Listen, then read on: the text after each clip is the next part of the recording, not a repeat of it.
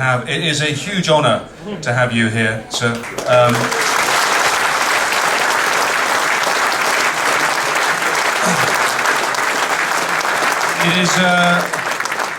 it's quite nice to have Woody, but it's not anywhere near as much of an honour. Thank you, Will. I was beginning to wonder what the hell I'm doing here. Yeah. Because I don't know what they're talking about. Nor does Zilly. This is not the game I played. This is way... You know, I was just thinking, this is fantastic. It's actually 48 years since I started playing my rugby in my international career out here. It wasn't like this. And then I remember playing against a guy, I saw his name on the wall and I came in today, Billy Bowman. Do you remember Billy Bowman? Yeah. I played against Billy Bowman in his first cap, and I remember I went out and I stood in the line out. And those days they didn't lift us up, we had to bloody jump and work for it.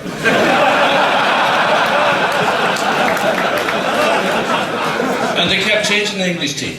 And I went out and I had a look at this guy beside me and I said, oh, you're new. And he says, it's all right, I won't interfere. So I had a great afternoon. And we beat him. You must have had some great wins here. That was brilliant. Yeah, 1974 we played here. 1905 I think it was. I can't remember with this. Thrashed him. I was playing with your father at the time. Not the right choice of phrase. I want to tell you this. It's amazing. It's nice to be here today because, well, it's nice at my age. It's nice to be anywhere. But it's nice to be here. I started off here. We got thrashed that day, 16-0, and that was a hell of a thrashing in those days.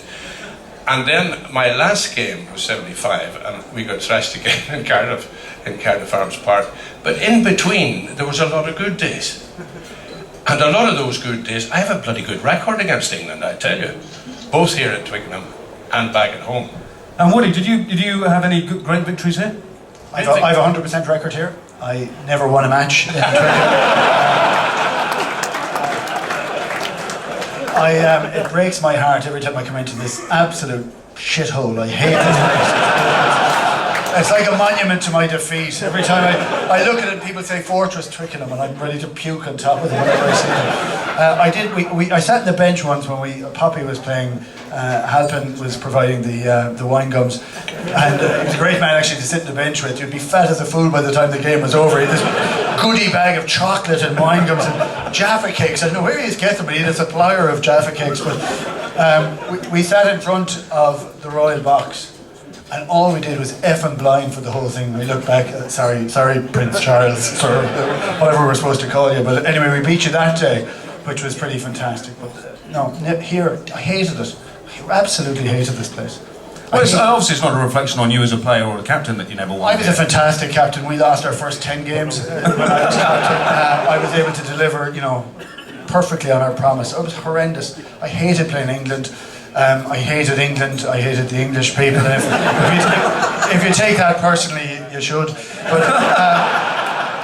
But I used to go out and we weren't particularly good in the late 90s, and we struggled with the whole concept. So we said, we don't know that we're good enough, and we looked down through some of the guys we had, and we said, actually, we know we're not good enough, so let's take a few of them with us, and we kicked the shit out of them for 20 minutes, and hope that we kicked enough down that we'd be in at the end. And it took us a while. We beat you, well, for our team, eventually in 2001. That was the first and only time I've actually beaten England, which breaks my heart like you wouldn't possibly believe.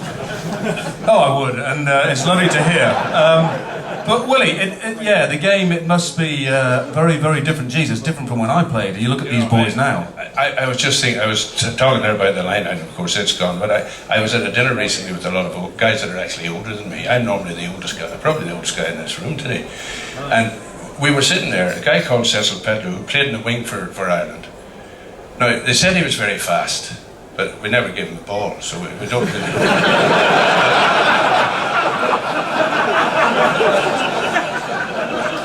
But he said to me, Willie, do you remember I used to throw the ball into you in the line out? How many people in the room remember the wings throwing the ball in the line out? Oh, I got so many old people here. And I said, well, that's not strictly correct. you know, you used to throw the ball in the line out, but not necessarily to me. And they used to throw the ball in the line out and then they ran away. Remember the wings? And I said, you have no idea the pain that you go through and the agony that you went through to get that ball, and you had to fight and wrestle, and you gave it to the scrum half and the out half and maybe the centre, and if they didn't drop it, they kicked it away. And then you started going through all that bloody effort again.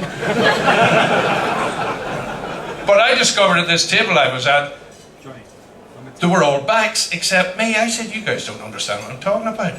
You were never in a line out. And I said, as far as scrummaging is concerned, I don't understand that now, because the referee tells you how to scrummage.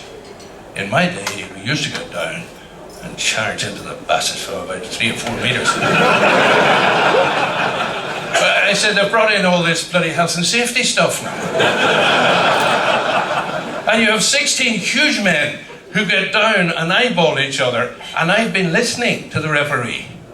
And he says, crouch, touch, pause, and engage.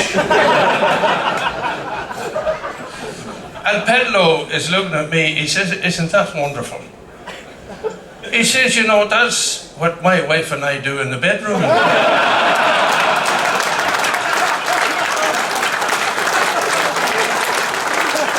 But no, yeah, the game is nothing like what I played, but I hope they still have the great fun and the crack, and you obviously do. But I still don't know what the hell you're talking about.